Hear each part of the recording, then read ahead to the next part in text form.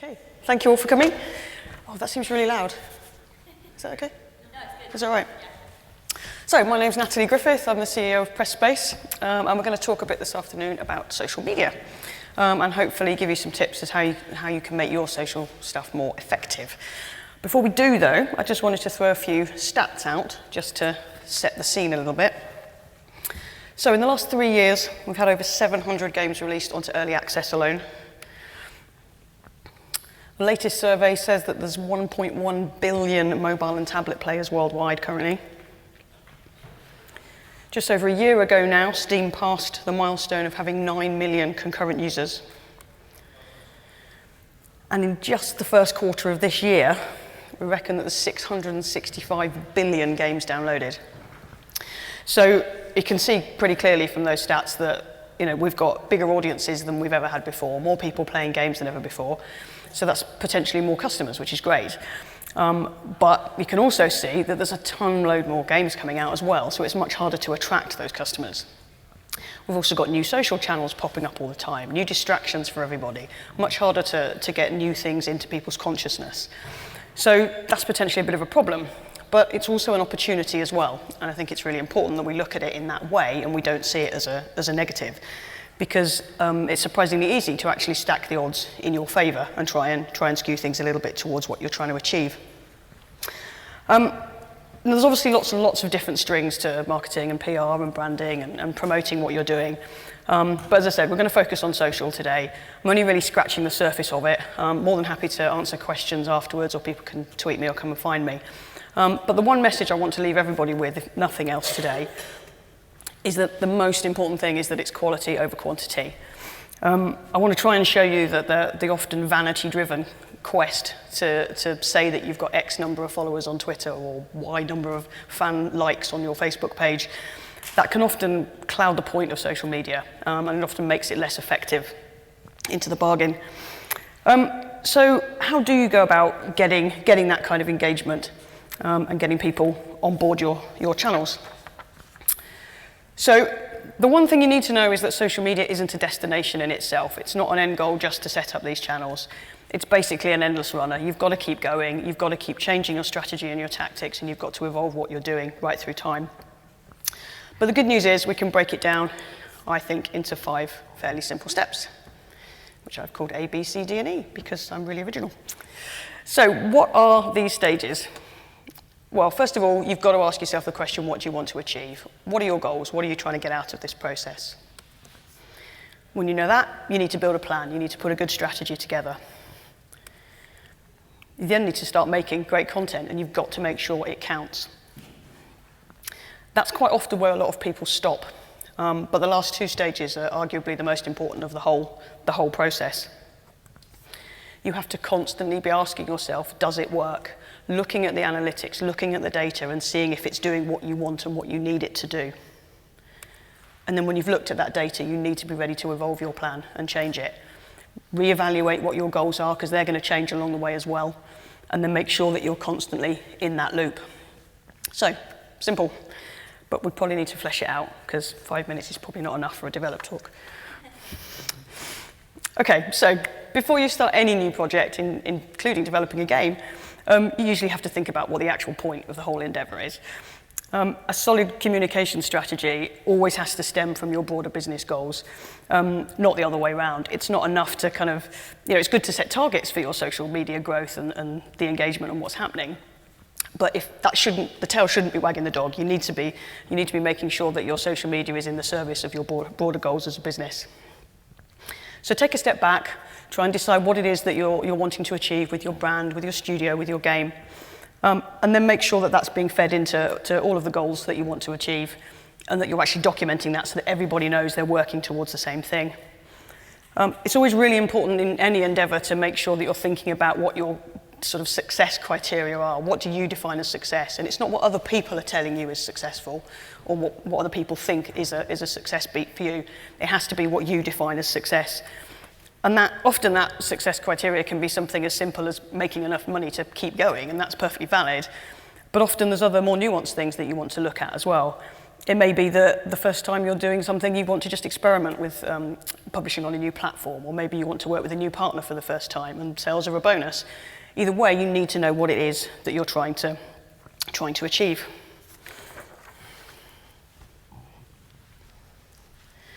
And then to extend that development analogy a little bit further, when you're working on a game, first of all, you look at your skills, your resources, the bandwidth you've got, the budget, the available time, and then you scope out something to fit those resources, or at least you should. And the same is true with any marketing and communications activity as well. You need to be aware of what's possible with the skill base and the time that you've got before you commit to doing anything. So you need to look at whether you can handle managing and maintaining all of the feeds that you're going to put in place. Have you got people already on the team that can do that for you? Do you need to hire somebody else in that can handle that stuff? Do you need to find a consultant to do it? One word of caution though, never just give your social feed management to the intern or to someone that's just joined the business or just joined the industry. Your social feeds, the best social feeds, have to be authentic and transparent. They have to be really passionate and embedded with the project. Sometimes that can work with an outsider, but unless you've got somebody that really understands the industry and what you're trying to achieve, then it just sounds like a PR tweeting machine, and you won't actually engage with people in the same way. They're not going to be as effective. But likewise, you don't need to assume that you need a ton of people either, because it's possible to achieve quite a lot with a small number of people. I've been working with Payload Studios on their modular vehicle combat and crafting game, TerraTech, for just over 2.5 years. And at the beginning, it was basically just me doing the social scheduling and posting. A month or so into things, we hired our first community manager, we started to share that workload, and gradually the teams expanded over time. That's our very, very first Facebook post, which took me about 20 minutes to scroll back through the feed and find it the other day.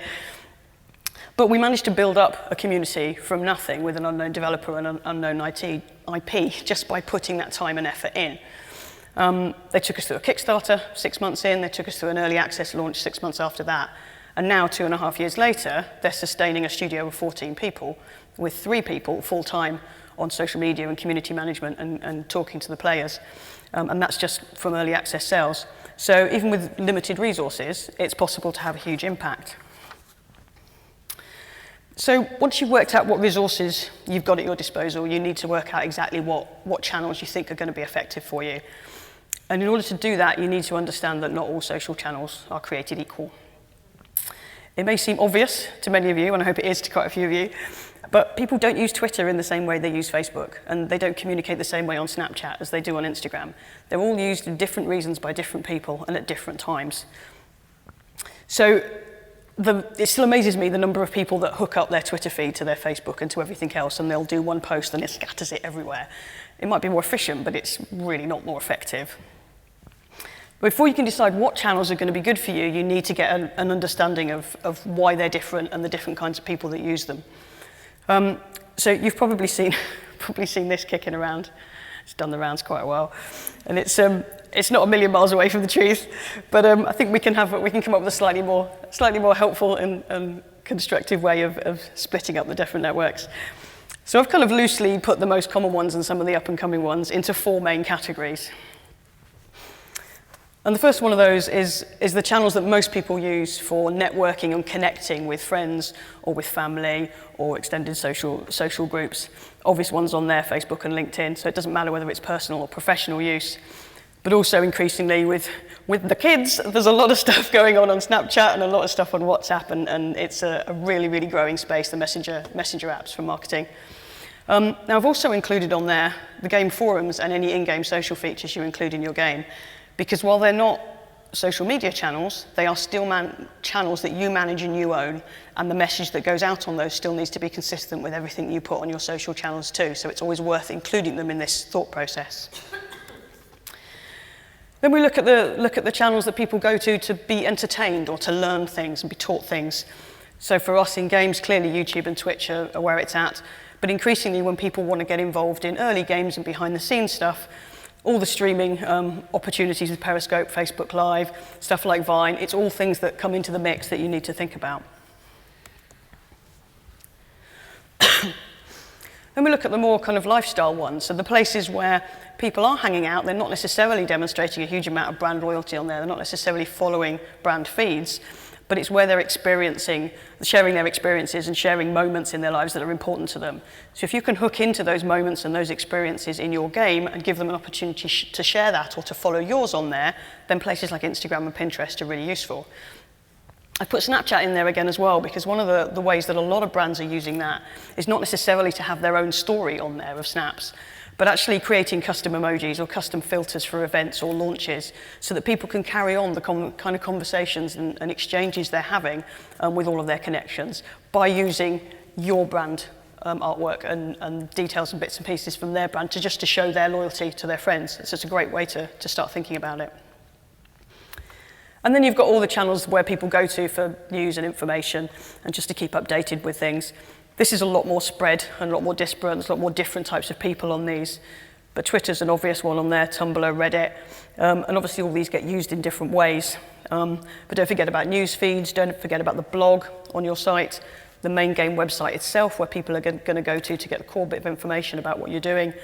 And don't underestimate email marketing either. It can be a mindless like MailChimp dump that the same thing goes to everybody, but if you're smart with it and you segment those groups, you can actually achieve quite a lot.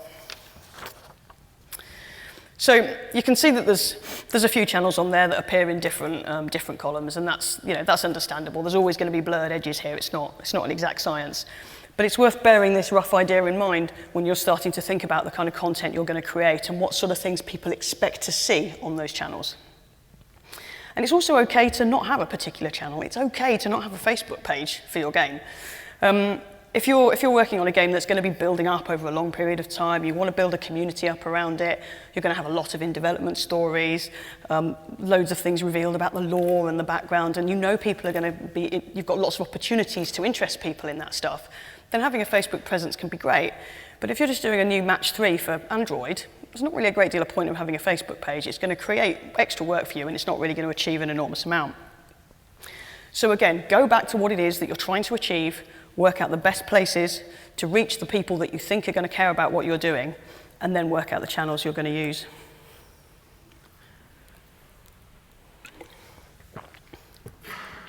So once you've worked out where you're going to be posting your stuff, you need to start actually creating some really great content that's going to count and going to have an impact for you. And to do that, you need to understand a little bit about the psychology of what interests people in new things and what makes them engage with them. So apologies in advance for anybody that is familiar with some of this stuff, but I'm going to take a quick detour into Basic Marketing 101. So quick show of hands, who has heard of the ADA sales funnel? Not you, you don't. Okay, one person, okay. So the basic principle of this, it's a long-held kind of sales and marketing principle. And although it's evolved over the years and people you can debate about the different stages of it, it's a useful kind of benchmark for when you're looking at some of this stuff. So simply it works like this. For every decision we take, particularly a decision that involves committing time and or money, like buying a game, we go through all of these thought processes during the process. So we start with awareness of either a need or awareness of a particular brand. Then we move down there a little bit and we start to be more interested in that particular brand or in solving that problem. We then hopefully have a desire to actually get engaged with a particular brand, and then ultimately we take action by buying it, subscribing, signing up, whatever it is. The idea being that in marketing, you try to pour as many people into the top of that funnel as you possibly can, knowing that only a small percentage of them will travel all the way down that journey to the point where hopefully you've got loyalty from them and they want to stay involved with your product. So it's a fairly simple process, and it can sometimes be a momentary, almost instantaneous decision, but it can often be something that takes much longer. It doesn't matter whether you're buying a bag of crisps or you're buying a car. You're going to go through those processes even if you're not aware of it, and the same is true with games. But how does this actually impact on the social media? Well, bearing in mind we just talked about the fact that different people use different social channels at different times for different reasons, it stands to reason that actually people on different channels are going to be at different parts of their journey down that funnel when you're first interacting with them. So I've been working for a while with Radiant World, so we're working on a Vauxhall-based MMO called Sky Saga, and we're lucky we've got quite a big team on there, and we've got a lot of resources to throw at it. And one of the things we did a little while ago was we mapped all of our social channels and all the potential social channels against this sales funnel. And it's been really, really useful in helping us differentiate our content and work out where people are in that journey when they're finding out about us. So let's talk you through some of that. So that's all the different, excuse me, all the different channels mapped onto it. So we looked at a year or so's worth of data and analytics of people following our feeds since we've been in alpha. And we realized that actually most of the people that are coming across the game on Facebook or on LinkedIn in particular, they're right at the beginning of this journey. They're not hugely bought into it necessarily. They may have followed the page. They may be seeing friends or family liking or commenting or sharing stuff, but they're certainly at the beginning of that journey. And likewise, we've experimented a little bit with Snapchat, and we're going to be doing more with that later as well with WhatsApp. And again, when people see stuff of your brand at that point, that's all part of the general brand building and the general brand awareness. Then when they get a little bit more interested in it and a little bit more engaged, they might head to the website for specific game information, or they might go to our official YouTube channel and watch some of the trailers. And then beyond that, they might then seek out third-party YouTubers to find some Let's Plays or something. We then put a couple of the lifestyle channels, Instagram and Pinterest, sort of straddling the interest and desire area because we've seen different behavior. But generally, again, we're focusing there on Instagram with the idea that we're celebrating the moments and the experience of being involved with the game's universe. Then we realized that most of the people watching us on Twitch, and they live stream pretty much every day, they're the ones that are much more engaged with the project. They may already have signed on, and if they haven't, they're very close to signing up. And they're the ones that watch the Twitch quite often. They'll get involved in the chat. They'll flag it up when there's new streams coming. And again, that's where some of the other live streaming and video platforms can come in as well. And then again, kind of straddling that line between the desire and the action of actually having signed up, we've got places like Reddit. There's the Snapchat is down there because of the custom emojis and filters and that kind of thing, which we're hoping to do before too long, and Tumblr. So you've got kind of places where people are going to be seeking out that bit more information. And when you've got a game that's in alpha or in early access, a lot of the early adopters on that are really keen to follow the journey and get involved in the behind-the-scenes story. So that's where that stuff can play out. And then obviously the action, they've signed up to the game, skysaga.com. Please register today for the next alpha. You can then follow the development blog, join in on the forum, and then when you're in the game, actually get involved with the social sharing features. Then down the left-hand side, you'll see we've got Twitter and the news feeds and email. I touched on email briefly earlier, but we do an enormous amount of email segmentation. We're very lucky that we've got an email marketer and several data analysts on board at Radiant Worlds. So we can look at all of those little groups and we can work out who's been playing the game recently and maybe there's been some bugs that have now been fixed and we can tell them, or we can look at people that have perhaps lapsed out of the game 2 or 3 months ago and now there's a whole load of new features, so maybe it's time to come back. So if you start thinking about exactly what it is that people are going to be most interested in hearing, then all of your content is going to be the most effective it can be. So I'll take you through a quick example of how we've used that to differentiate some content. So this is, when was this, a couple of months ago, end of April. We were just coming up to our 8th closed alpha going live. So on Facebook, because we know it's a general brand awareness thing, it was a simple message that called out a couple of the main features that people have been talking about, the blueprints and the groups, and a very simple teaser trailer. Similarly, on Twitter, we know we're speaking to people right through the funnel on Twitter, so we kept it quite simple again, and obviously the character count is a limiter there too. But in both times, we've got a link to the sign-up on there. And notice that we've actually got slightly different links because it just makes it that little bit easier for us to track where people have come from. And then again, a very simple teaser trailer.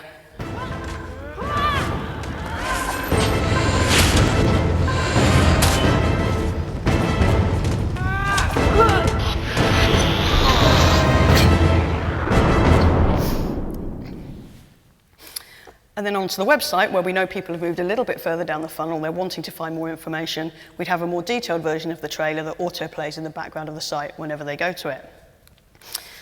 But then on the forum, people engaging with the forum are right down the bottom of that sales funnel. We know they're more interested in the details and the specifics. They don't want a teaser trailer, so that's where we put the much more detailed patch notes and we allow people to have that discussion and really ask the in-depth questions of what's coming and what's changed.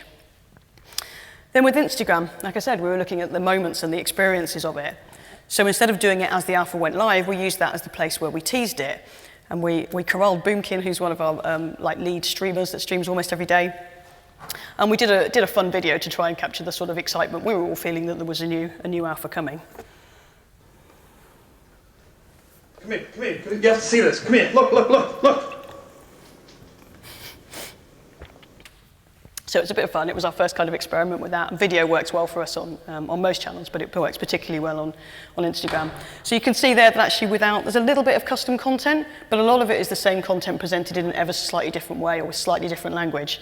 So you don't always have to do the amount of work that necessarily implies. You can make little tweaks here and there if you're aware of what it is that people are going to care about. So in terms of sorting out that planning, particularly when you've got a lot of channels and a lot of people to deal with, you need a really, really good kind of template, and this is where you get a bit Excel-tastic, I'm afraid. The detail on these is irrelevant, but just to show you the kind of things that we deal with on Sky Saga in particular, because we've got a lot of channels there. So this is one from a few months ago. So we've got a Google Doc that everybody on the team can access. God knows how many different tabs on it, loads of different information, and we make sure we split out all the different parts of each campaign we're doing for each alpha. What the main themes of that are, what the sub-themes are, who are the target groups we're talking to, and then a bit about how we're going to segment the emailing and what we're going to do on each of the channels. And then the bottom one is a more specific channel-by-channel breakdown, which is actually where we end up drafting a lot of the copy that's going to go on those channels, and it goes through the approval process on there. We link out to the media assets in there too. And the interesting one that's quite important is the one on the far end here. I don't expect you to be able to read it, it's fine. But this end one is the posting rationale. And that's really important for us. We're trying to make everybody that gets involved in the content team think about why they're posting what they're posting. This doesn't want to be oh, the alpha's out, let's do a trailer. That may be what we do, but we need to have that conscious decision and have that conscious conversation. It also means that if we get delayed or a bit of content changes or something shifts, we've still got the rationale of what we want to post on that day that keys into the rest of the campaign schedule. So it's much easier to come up with a replacement. So at the end of the day, the main message here is don't automatically share everything everywhere. Think about what you're trying to achieve, think about what people are going to be interested in hearing about on the channels that you're using, and then post.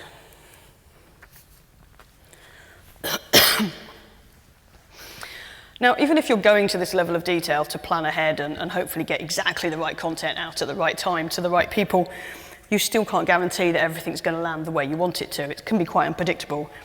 But that's why it's vital that you keep looking at the data and the analytics, and you can assess whether stuff is actually working and achieving what you want it to achieve. Now, every channel's got different ways of looking at this kind of thing. A lot of them have got built-in tools for checking the effectiveness. There's an awful lot of other free and paid solutions out there. If you've got the budget for paid solutions, then I've had good experiences with Sprout Social and with Social Bakers, but they're not cheap. But if you can't afford a third-party solution, then an awful lot of the built-in stuff in all of the channels is actually really useful. And particularly Facebook Insights, actually. There's an enormous amount of data you can pull out of that. And it's arguably Facebook that's where you actually need to pay the most attention. And here's why. For those of you that don't know, the stuff that you see in your news feed on Facebook is only a small fraction of all of the things that your friends and family and the brand pages that you like actually post. The algorithm that controls, Facebook's algorithm that controls what's served in your news feed is constantly adapting in response to what you've liked and commented on and shared in the past. And then it gives you more of that in future. So in principle, that doesn't sound like a bad idea, right? You see more of what you care about and less of what you don't, but inevitably that's not actually quite how it works. And it also means that as marketers, it's incredibly difficult to surface something brand new because there's nothing to benchmark it against. Particularly now as well, Facebook have recently announced that they're going to start increasingly favouring what your friends and connections, personal connections have done, rather than stuff coming from brand feeds, so it's going to get harder and harder.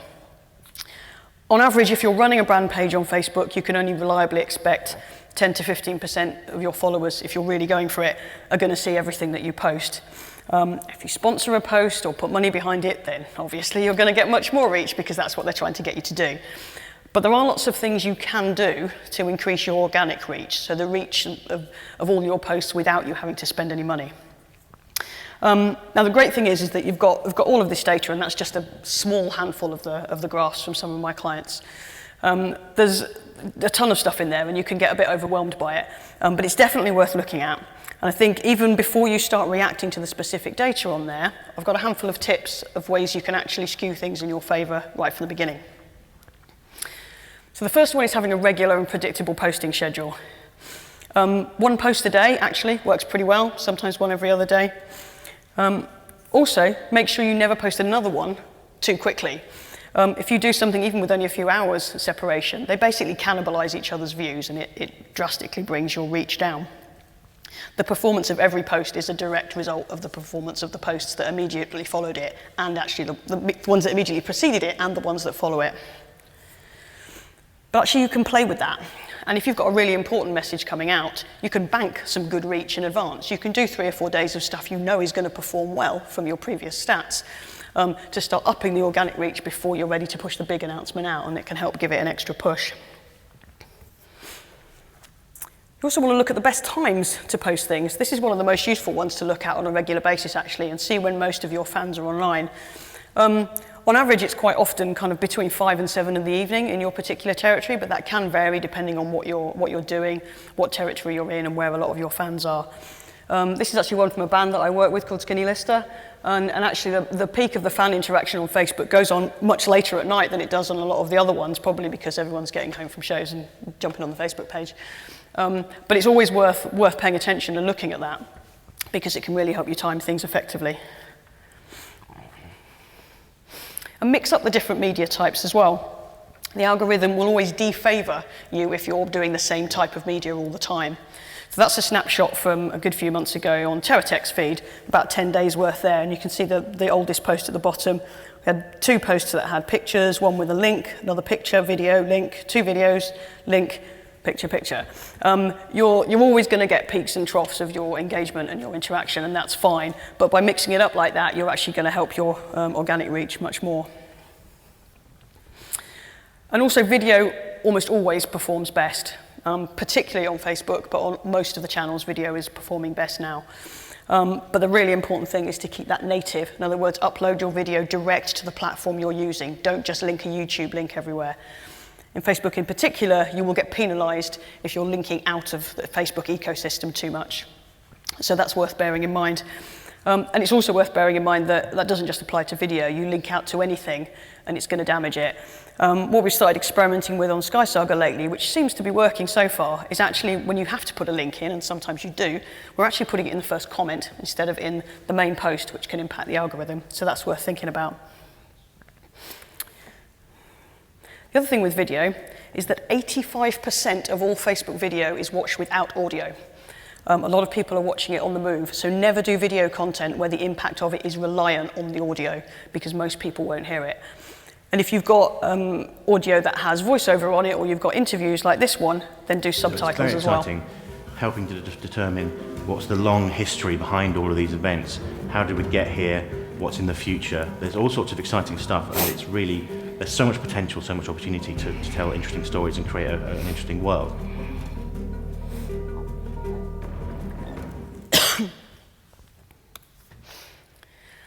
The other thing is to not just look at what your followers have been interacting with and what's worked well in the past. Be aware of what Facebook are doing and what they might care about. Because every time they launch a new feature or push something that they really want people to engage with, they always skew the algorithm to favor posts that are encouraging that behavior. This again is from the band's feed, and this is last spring when I first started working with them. At that point, Facebook were really pushing video content. Well, they still are, but that was kind of the start of their first push for it. At that point, the band were touring a lot, they were doing a lot of festival shows, they were out and about a lot, and almost every post was becoming a picture of the audience, which was great because people could tag themselves and you could see people having a great time, but it became quite samey, particularly for people that were back at home and not at the shows. So we started looking at doing different types of content on there. So we added more video as a first port of call. So we started doing things like the band recording a thank you video for people that came to the festival, and they started to perform quite well. We would do video Q&As, that kind of thing as well. We looked really closely at the timing of things that were going out, and we were looking at the schedule too. And those very subtle changes that didn't require an enormous amount of work for anybody involved, you can see in that first kind of 6-8 week period when we first started making the changes, the organic reach went up like 1.5 times, and it doubled a couple of months after that. And it's now like 4 or 5 times more than that a year or so later. So it's very easy to have quite big impacts quite quickly if you just make a few tweaks and think about what it is that Facebook cares about. Another recent example that's worked really well, some of our highest performing posts on SkySaga have been ones where we've asked the community to vote on their favourite enemies or their favourite fan creation. And when Facebook first introduced the reaction emojis a little while ago, it was pretty clear that was going to be something they were going to favour in the algorithm too. So we decided to start doing vote posts like this, that instead of getting people to comment with an A, B or C of what they thought the best thing was, they comment with the reaction emoji instead. And it went really, really well, particularly when we started adding GIFs as well, because the animated GIFs are some of our best performing content at the moment for Sky Saga. We actually had reactions whereby we were having, I think, over 4 times the reach of traditional, organic reach of traditional vote posts, and 3 times the number of interactions on average as well. So again, something relatively simple, and it wouldn't have to be an animated GIF. You could just put the graphic on the top. It wouldn't be a huge amount of work, but it had a massive impact on how our reach went. So the bottom line is, with Facebook and with all of the channels, it's a constant plate spinning exercise. You've got to keep trying new things, and you've got to be aware of the trends and the things that are emerging, because every little bit of tweaking you can do helps. So if you're paying attention to all this data and you're referring it back to what your original goals were, then you should be in a position to be able to evolve your plans quite easily. But it goes beyond those kind of day-to-day tweaks that we've talked about in response to the analytics and the data. You also have to think about the fact that the channels you're going to be using will evolve over time as well. And sometimes particular outlets are going to exhaust their usefulness to you, and that's fine. I wanted to have a look at a kind of schedule that we did with, a retrospective schedule we did with TerraTech, just to kind of give you a sense of how things can change over time. So at the very beginning of the project, January 2014, they started work on the prototype. And by February, we started the social stuff with Twitter, Facebook, and the website. March, we took the game to our first public show. We got it into the free area at Left Field Collection at Res. And so that then exposed the game to a load of people who then had a reason to follow us. In April, we actually started streaming, even though it's incredibly early in development. And almost since that day to now, they are still live streaming every day, every weekday. We also tried a different consumer group by getting to a free indie space at the Gadget Show Live as well, and again that brought in a load of different people into the feeds. In May, we put the first demo onto IndieDB, which is a brilliant proving ground for PC games early in development. They're a really open community that are used to seeing stuff quite early and quite broken, and they're really, really constructive and helpful. But again, that was another channel of people that we had to communicate with and think about what we were saying to them. And we did MCM Comic Con as well for the first time. Around then, we launched the Steam page, and therefore the Steam forums. Even though the game wasn't available on Steam at that point, it was still opening up that dialogue with the Steam players to prepare them for when the game was coming. In June, we did the inaugural Radius Festival, which was an indie festival in London.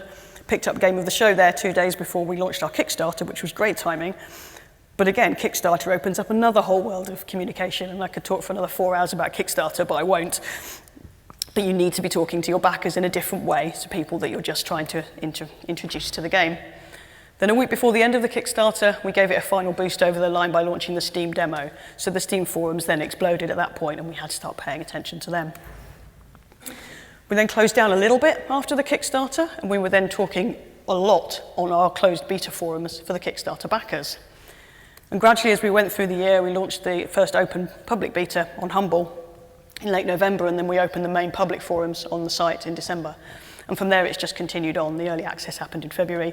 But some of these have dropped, and things like Twitter and Facebook are now used in a very different way than how they were right at the very beginning. We don't really use IndieDB much anymore. We're obviously not really communicating much on Kickstarter either. But it shows you that, you know, if you're building up a community slowly, and you shouldn't be trying to do it quickly, but it shows that you're going to be changing what you're doing all the way along the line, which is why that evolution side of things is absolutely vital. And again, just to quickly look at the Sky Saga sales funnel again, that reinforces that too. And that not only does it change over a long period of time, but it changes vertically as well. So at any given moment, we're going to be talking to people that have never heard about the game on Facebook, and we're talking to hardcore users who've been playing it for 18 months on the forum. And juggling those things and making all of that content consistent and authentic is really, really important. So, in conclusion, you have to know what it is that you're trying to achieve. You have to build a really, really solid strategy to achieve those goals. You've got to make all your content count. You've got to be asking yourself whether it's working and doing what it needs to do for you, and you've got to keep evolving it along the line.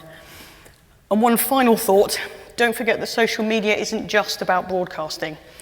As well as planning all your own content and doing all the stuff we've already talked about, you need to be responding to people, listening to people, having conversations, interacting with them, and most of all, sharing and celebrating all the cool things that people are doing in your game. At the end of the day, they're the lifeblood of your success. It's called social networking, so you have to keep bringing it back to the network that you've worked so hard to create. By the end of the week, there will be some resources on my website that you can take a look at. I'm going to put some links there to some really useful planning templates that I've come across, some really good graphic templates that give you all the sizes for the standard social media logos and profile pictures and all that kind of stuff. When the video for this is live, I'll link that on there as well. But in the meantime, if anybody wants to hit me up on Twitter or ask me any other questions, feel free. Thank you very much.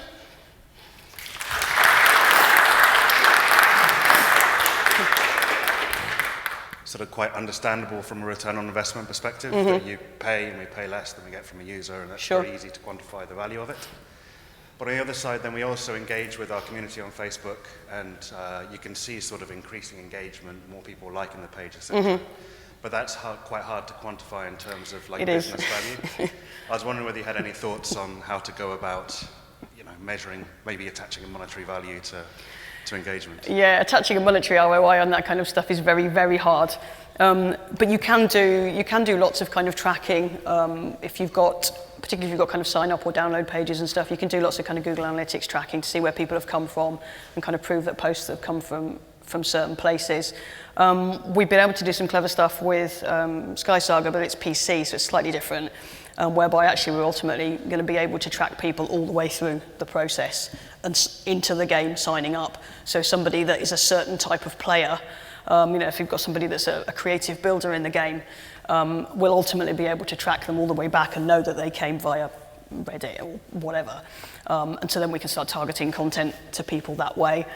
Tracking that in mobile is much harder, and I would say I haven't actually had an enormous amount of experience of doing that, but I do know it's the thing that everybody is talking about, trying to find a way to solve that and prove it.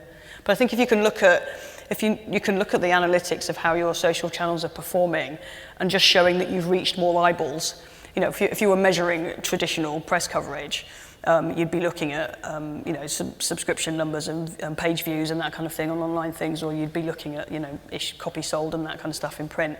And that's always been a problem with a lot of PR stuff, is gauging the monetary value of that. But I think even if all you do is you show an increase of eyeballs of people who've chosen to look at your stuff, not eyeballs you've bought, then I think there's a value you can show to management there. Anyone else? No? Oh.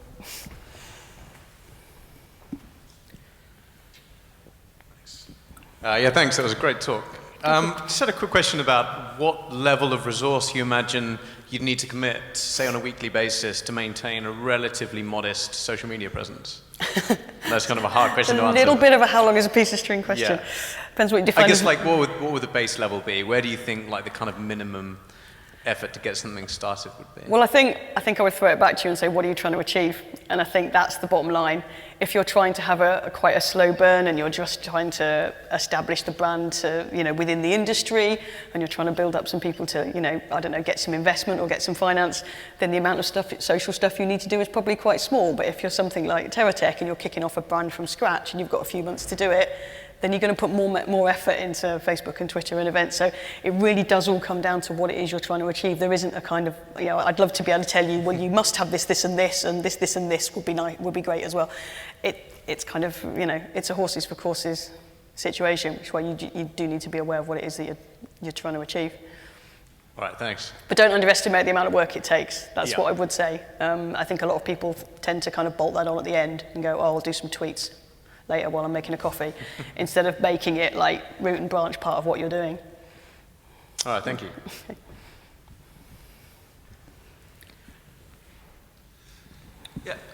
I got a question regarding the, thank you by the way for your presentation. I've got a question on the video piece on Facebook you talked about. Yeah. You said that using subtitles was a great way to engage the audience as not everyone had their audio on.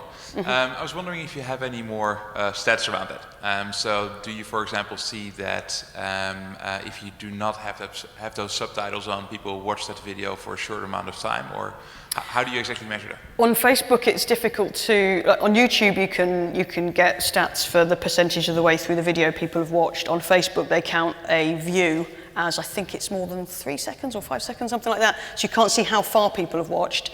But I do know that when we started adding subtitles to videos where it's people talking on Facebook, that kind of raw view count has gone up lots. A significant amount, like 30-40% at least, extra views, and on some of them more. It depends on the topic of it. So we had one that was a how-to video, and so lots of people were interested in that one, and it was a thing that a lot of the community had been having trouble with, and loads of people watched that. The view counts were quite high, whereas the more behind-the-scenes interview one, like the one I showed, it's a bit lower, but it was still way more than before we had the subtitles. Okay. And it's a relatively easy thing to put on as well. It's not an enormous amount of work if you're going to the effort of editing a video anyway. Thank you. Okay. Anyone else? We done? No? There we go. Hi there. Hi. So we have recently, a year ago, launched our first game, and we've had a really successful launch, and now we're looking towards our second game. Our marketing strategy revolved entirely around that first game, so all of our social media presence is in the name of that first game. Yeah. And now we're sort of at the point where we're trying to move it towards a brand image as a company, and we're trying to approach it as this company page and the company social media and the original game social media and the second game social media. I'm just wondering what your thoughts are on that, whether it's better to have a single strong brand page as a company or a single strong brand page. Yeah, that's always a difficult one. And once you've already established one, it's quite difficult because you want to migrate people across to the new one. I think what I advise to people, it's probably less helpful for you, I'm sorry, but what I advise to people that are at the beginning of that journey is that if you envisage that a lot of the games you're going to be doing are in a similar genre or a similar space, then it's less of a problem if you're creating game-specific content, because it's going to be easier to migrate people to a new page, because it will be like, hey, you like this, we're all also doing this other really cool thing that's quite like it over here, and you'll get it'll be much easier to push people across. But if you're going to be doing completely different things, then it's worth thinking up front about establishing your brand as a studio in parallel. With where you are now, how different is the second game to the first one? I would say it's pretty much in the same genre, and I would imagine that the audience is very similar, so I'm happy that that's the answer. Yeah, I mean, the other thing you could do, depending on how close you are at the minute to revealing stuff about the new game, if you haven't already, start gathering some email addresses for them, start assembling a mailing list, start teasing that there's something new coming on the existing thing, start getting people excited about it. What a lot of people do is they will do a promotion or a sale offer on the original game when the new one comes out for a bit and that kind of thing, so you're bringing more people into your existing community because it's easier to convert them than bring brand new people in over here. So yeah, I mean, it's just kind of, if it is quite similar, then it's going to be an easier job for you. It's kind of migrating people across. But it's a tricky balance, because most people don't follow company brand pages on Facebook. All right, fantastic. That's great. Okay. Thank you very much. Do we need to stop? We're 5 minutes over now. Anything else? Okay, thank you very much, everyone.